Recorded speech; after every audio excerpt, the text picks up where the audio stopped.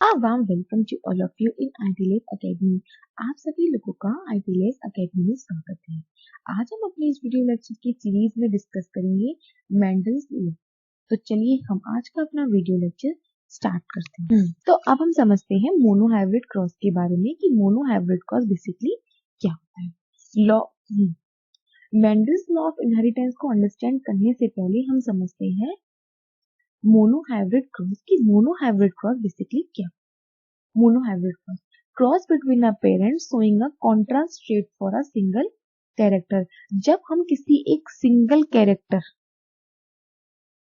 इसको एक single character की को लेके क्रॉस कराते हैं किसमें, कॉन्ट्रास्ट पेरेंट्स में, तो हम उसको बोलते हैं मोनोहाइब्रिड क्रॉस। जैसे ये लीजिए, मान लीजिए ये है हमारा पेरेंट 1 और ये है हमारा पेरेंट 2। ठीक है, ये पेरेंट 1 पेरेंट 2। ये जैसे ये जो हमने कैरेक्टर लिया है, ये लिया है हमने हाइट का कैरेक्टर। मान लीजिए जिस कैरेक्टर की हम स्टडी करना चाह रहे हैं वो कैरेक्टर हमने लिया है किसका, हाइट का। ठीक है, तो हाइट के दो फिनोटाइपिक हो सकते हैं। पहला क्या, या तो वो टॉल हो सकता है या वो डॉर्फ हो सकता है। ठीक है, तो ये जो आपस में दोनों कैरेक्टर हैं वो कॉन्ट्रास्ट में है। मतलब एक डोमिनेंट कैरेक्टर है टॉल वाला और डॉर्फ वाला है हमारा रिसेसिव। क्या है ये, रिसेसिव कैरेक्टर, ये डोमिनेंट कैरेक्टर, और ये आपस में कॉन्ट्रास्टिंग कैरेक्टर्स है। तो जब किसी पर्टिकुलर एक कैरेक्टर को लेके हम ये कॉन्ट्रास्ट हाइब्रिडाइजेशन कराते हैं तो हम उसको बोलते हैं monohybrid cross. For example tall dwarf, capital T का क्रॉस कराएं हम स्मॉल टी में, जो इन दोनों क्रॉस कराएंगे तो बनेगा हमारा कैपिटल टी स्मॉल टी। इसमें जो हमारा कैपिटल टी है वो अपना फिनोटाइपिक कैरेक्टर शो करेगा। ये फिनोटाइपिक कैरेक्टर अपना शो करेगा, तो कैपिटल टी है वो अपना फिनोटाइपिक कैरेक्टर को शो करेगा। और फिनोटाइपिक कैरेक्टर को शो करने की वजह से ही हम इसको बोलते हैं डोमिनेंट कैरेक्टर।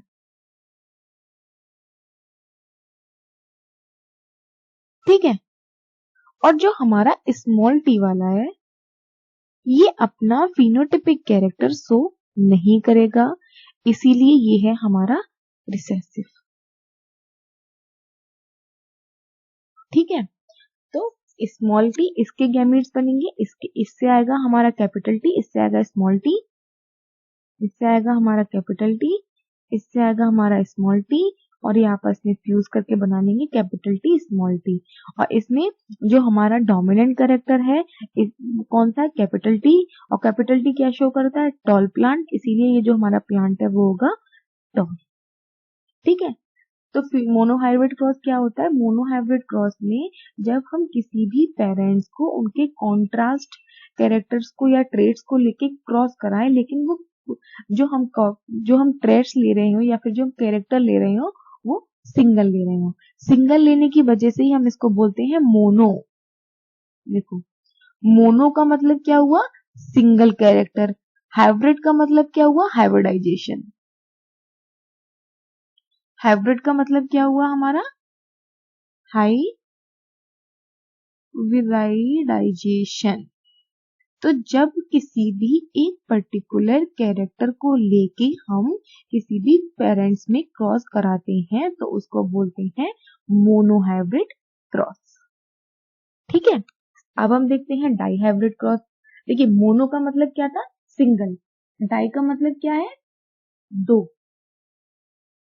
डाई का मतलब क्या है, दो।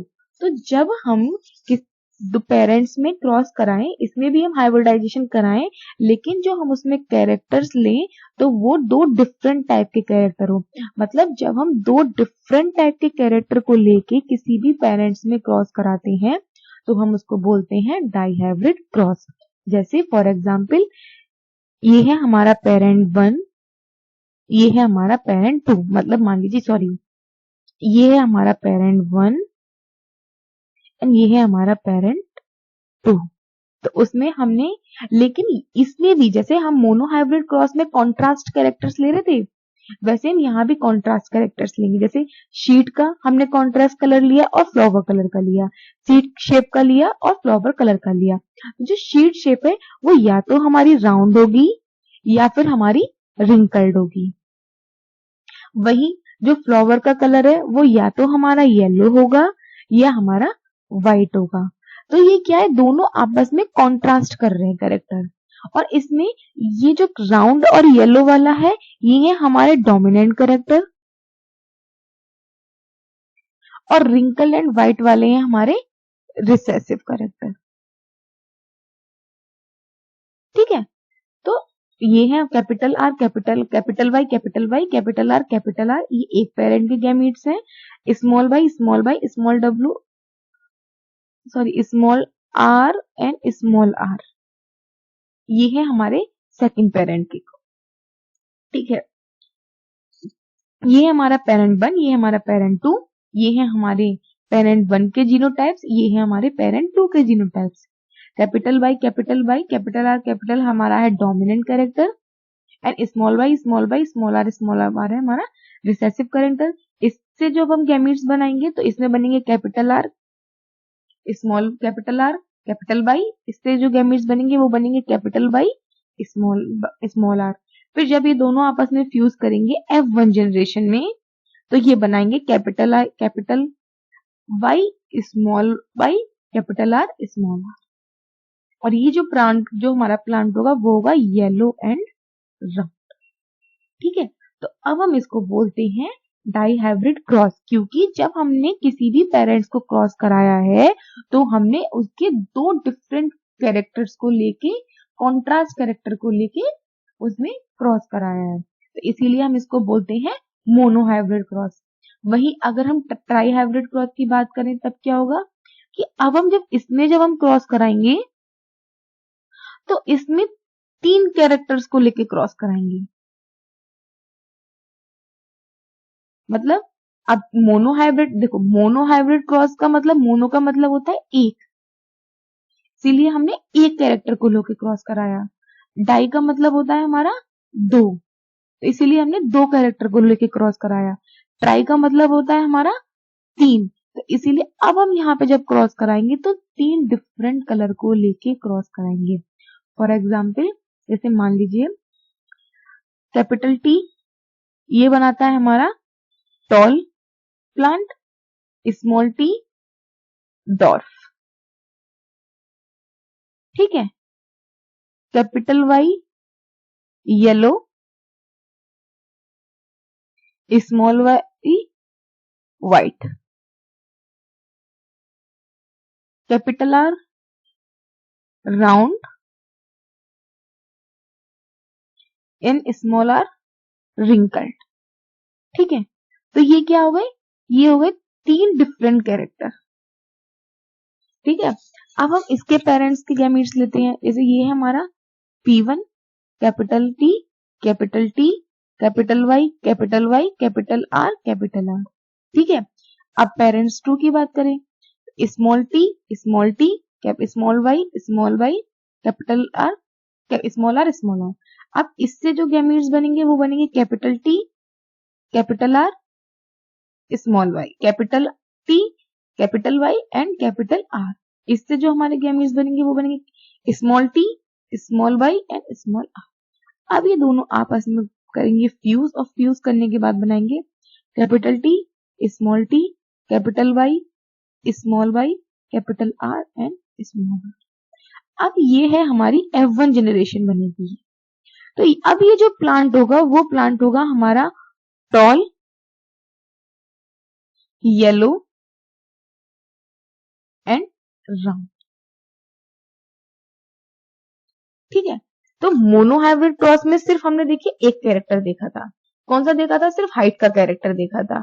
अब हमने जब डाइहाइब्रिड क्रॉस किया तो हमने देखिए, जब हमने मोनोहाइब्रिड क्रॉस किया तो सिर्फ हमने इसकी क्या देखी, लेंथ देखी। लेकिन जब हमने डाइहाइब्रिड क्रॉस किया तो हमने इसका सीट कलर देखा एंड फ्लावर कलर देखा। लेकिन जब हमने ट्राई हाइब्रिड क्रॉस किया तो हमने ये तीनों कैरेक्टर की स्टडी की।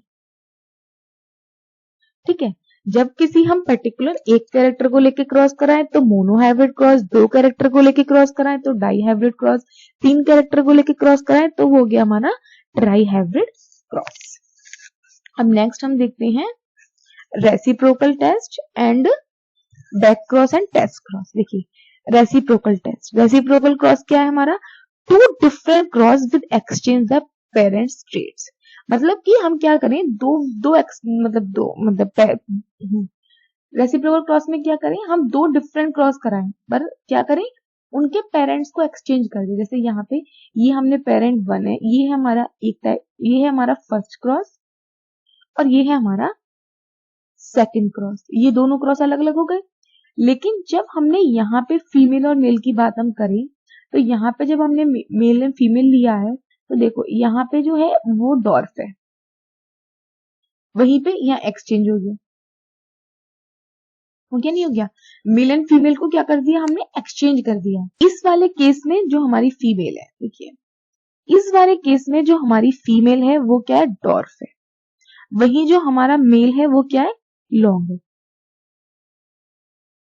ठीक है, वही हमने इस सेकंड क्रॉस, जब हमने, ये तो फर्स्ट क्रॉस था हमारा, फर्स्ट क्रॉस की कंडीशन थी, ये है हमारी सेकंड क्रॉस की कंडीशन।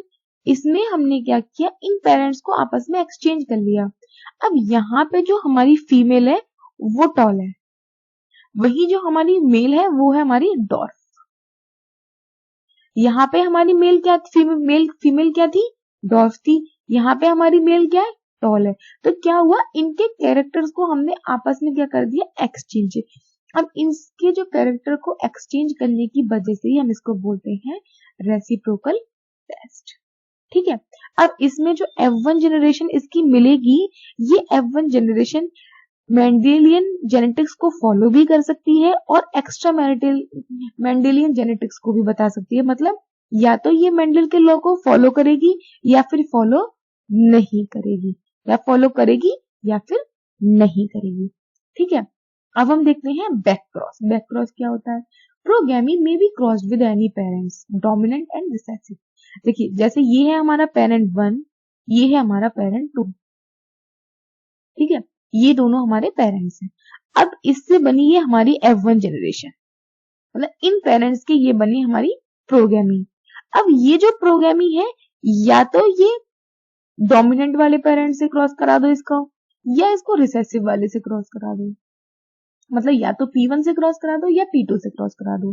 फिर इससे F2 जनरेशन बनेगी, उसको भी हम या तो P1 से करा दें या P2 से करा दें। तो इस टाइप के जो क्रॉस होता है उसको हम कहते हैं बैक क्रॉस। जैसे यहाँ दिखाया है कैपिटल बी, ये है हमारा पेरेंट 1 और ये है हमारा पेरेंट 2। अब इनसे गैमीट्स बनेंगे, तो एक बनेगा कैपिटल बी स्मॉल बी। अब इस कैपिटल बी को वाले में हमने रिसेसिव, ये वाला जो है, जो हमारा हेटेरोजाइगस कंडीशन है, उससे हमने क्या करा दिया, क्रॉस करा दिया F1 जनरेशन का। ठीक है, तो अब इस कंडीशन में F1 जनरेशन में हमने क्रॉस कराया, तो जितनी भी हमें पेरेंट मिले, ये हमने किया, देखो यहाँ पे ये हमने इसके साथ क्या करा दिया, क्रॉस करा दिया। तो ये सारे क्या है, ऑल ब्लैक है।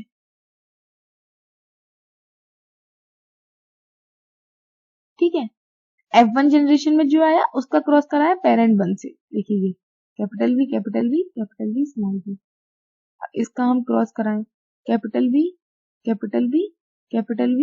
Small B. अब देखिए capital B small B. Capital B क्या है हमारा डोमिनेंट कैरेक्टर, स्मॉल बी क्या है हमारा रिसेसिव कैरेक्टर। तो F1 जनरेशन का जब हम बैक क्रॉस कराते हैं तो हमें जितने भी पेरेंट्स मिलते हैं वो सारे के सारे बच्चे कैसे मिलते हैं, ब्लैक। ठीक है, तो बैक क्रॉस क्या है, बैक क्रॉस में जब F1 जनरेशन का क्रॉस करा दें हम पेरेंट्स की किसी भी ट्रैक के साथ, चाहे तो वो रिसेसिव गैमीट्स हो, या तो रिसेसिव ट्रेड हो, या फिर आपकी डोमिनेंट ट्रेड हो, दोनों में से किसी के भी साथ जब हम क्रॉस करा देते हैं तो उसको हम कहते हैं बैक क्रॉस। अब नेक्स्ट हम देखते हैं टेस्ट क्रॉस। कि टेस्ट क्रॉस क्या है, cross of progeny F1 with homologous recessive genotypes. जब हम होमोलॉगस रिसेसिव जीनोटाइप के साथ क्रॉस कराएं तो हम उसे बोलते हैं टेस्ट क्रॉस। जैसे ये है हमारा पेरेंट 1, ये है हमारा पेरेंट 2। इससे हमें ये मिली F1 जनरेशन। अब हम इसका क्रॉस करा दें इससे, मतलब ये है हमारा होमोलोगस रिसेसिव। देखिए कैपिटल ए ये है हमारा होमोलोगस डोमिनेंट,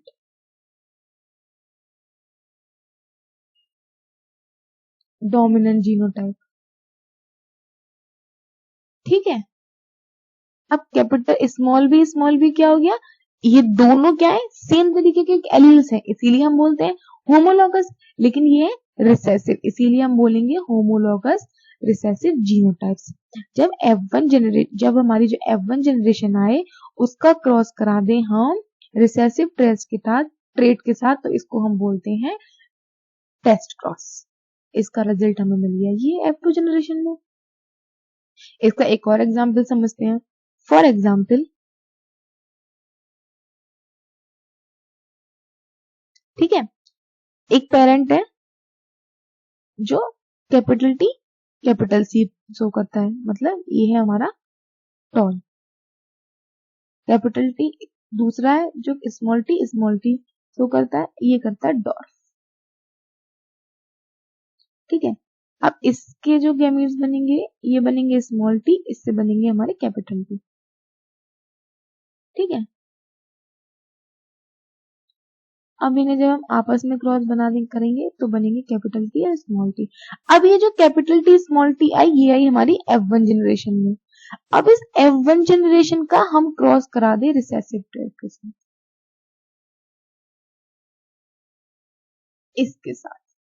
तो अब जब हमने बैक इस होमोलॉगस रिसेसिव के साथ कराया, तो इसी क्रॉस को हम बोलते हैं टेस्ट क्रॉस। ठीक है, आया समझ कि हमारे पास 3 टाइप के क्रॉस है। पहला क्रॉस क्या है, जब हम क्रॉस कराएं और पेरेंट्स को चेंज कर दें, जैसे जो पहले केस में डॉर्फ था उसे दूसरे केस में कर दे टॉल। ठीक है, तो पेरेंट्स को जब आपस में एक्सचेंज कर रहे हैं हम, तो हम उसको बोल रहे हैं रेसिप्रोकल टेस्ट।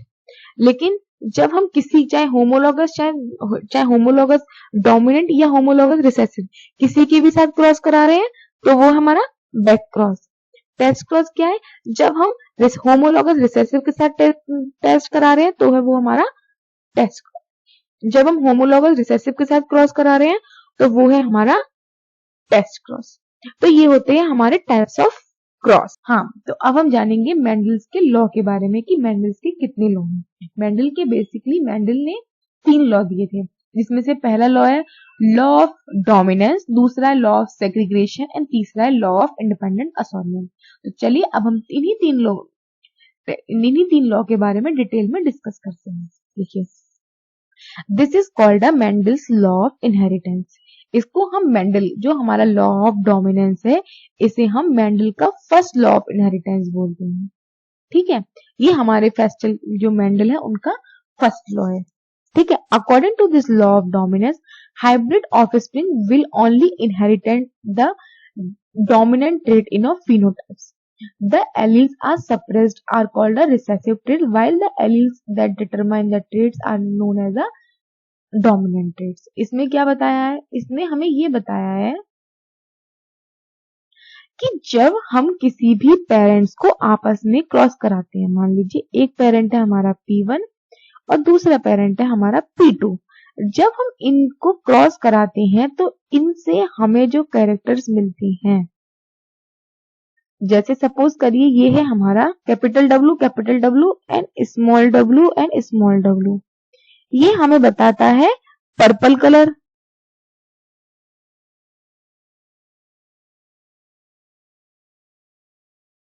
और स्मॉल w बताता है हमें व्हाइट कलर। ठीक है,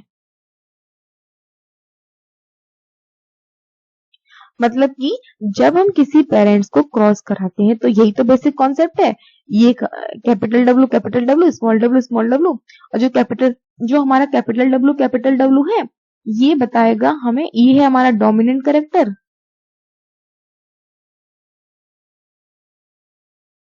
और स्मॉल w ये है हमारा रिसेसिव कैरेक्टर।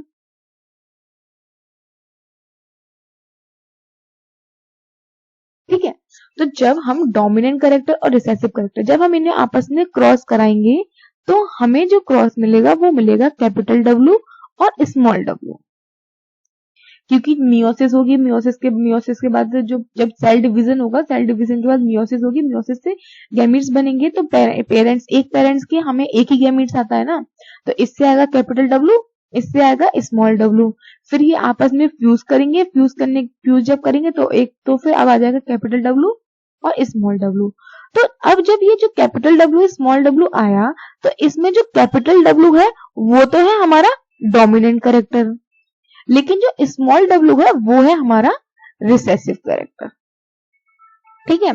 तो मेंडल के फर्स्ट लॉ के अकॉर्डिंग जो है हमारा लॉ ऑफ डोमिनेंस, इसमें बताता है कि जब कोई इस तरीके की कंडीशन होती है तो इस तरीके की कंडीशन में ऑलवेज डोमिनेंट कैरेक्टर ही अपना फिनोटाइपिक कैरेक्टर को शो करता है।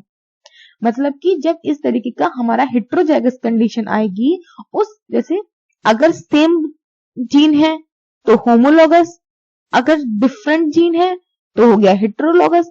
तो जब हेट्रोलॉगस कंडीशन होगी उसमें जब जो डोमिनेंट एलील होगा वही अपना कैरेक्टर शो करेगा। तो लॉ ऑफ डोमिनेंस के अकॉर्डिंग क्या है, लॉ ऑफ डोमिनेंस के अकॉर्डिंग जब भी पेरेंट्स के बीच में क्रॉस होता है और उसमें हेट्रोजाइगस की कंडीशन बनती है तो उसमें हमेशा डोमिनेंट एलील ही अपने कैरेक्टर को शो करेगा, रिसेसिव वाला शो नहीं करेगा।